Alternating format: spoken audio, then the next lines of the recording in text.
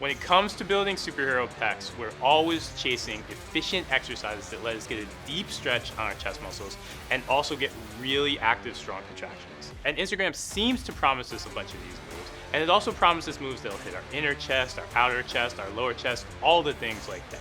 The only thing is, very often these exercises aren't doing what they say because we're not going to get that deep stretch or we're not going to get that deep contraction. And very often, even if they do offer that, they're offering it with too much risk. So let's run through a couple moves that just aren't worth your time and give you a couple better chest moves that you can do instead so you can hit all your chest goals.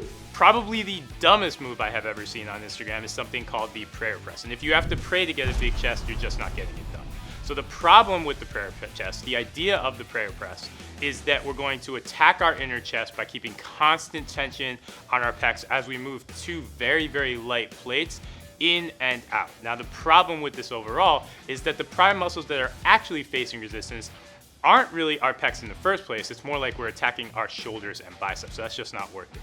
Instead of doing prayer presses, if we want that really deep chest contraction, let's go to a basic dumbbell press, but let's blend that dumbbell press with some resistance bands so that we do a band-resisted dumbbell press. By doing this, we're gonna get that deep stretch at the bottom of our dumbbell press, but then as we drive up, we have to squeeze against that banded resistance. That's gonna give you what you really want when you're talking about stretch and full contraction.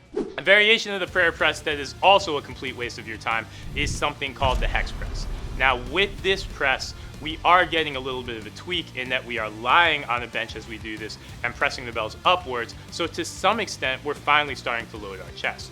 The problem with this is we're focused so much on pressing our dumbbells together and we're over focusing on that so that in theory, we get to really squeeze our chest as we do our reps. But depending on your anatomy, the stretch is going to be limited. You're not going to be able to get deep into the press, and you've got a little bit of shoulder risk of internal rotation, so it's just not worth it. The move here, go back to that band-resisted dumbbell press. We're going to get that deep contraction of our chest, and we're going to get to squeeze at the top of the rep, so that's a much better move than the hex press in the first place. One of the most ego-stroking moves in the gym is the decline bench press. The benefit of the decline press, in theory, is that you're going to hit your lower chest, and you're also going to be able to go incredibly heavy because we are working through a smaller range of motion.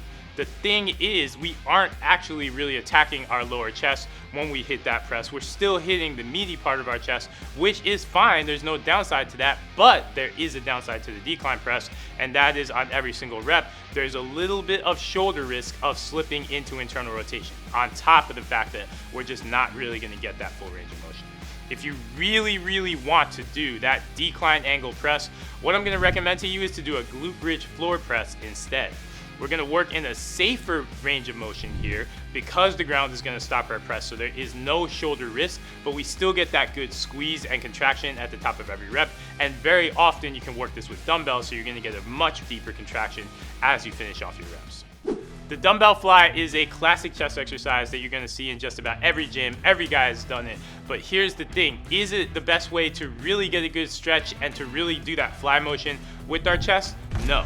Now there are two reasons why. The first of which is, one, we're running a little bit of shoulder risk when we do this. Yes, it in theory gives us a nice deep stretch and we're actually loading that stretch when we're in the fly. The problem is, especially if you are a newbie in the gym, it's very, very easy to confuse stretching our chest with aggravating our shoulders and the upper part of our biceps tendon. So it's just not worth that risk, especially because we have other moves that we can go to. The other big problem with the dumbbell fly is at the top, when we want that maximum chest squeeze so we can really focus on completing our rep, there is no tension, so that's why the dumbbell fly is just not the best way for us to go through that fly motion. Instead, we're going to go to a back-supported cable fly. This takes a little bit of setup, but by taking the time to get that setup, you're going to get a much more optimal contraction.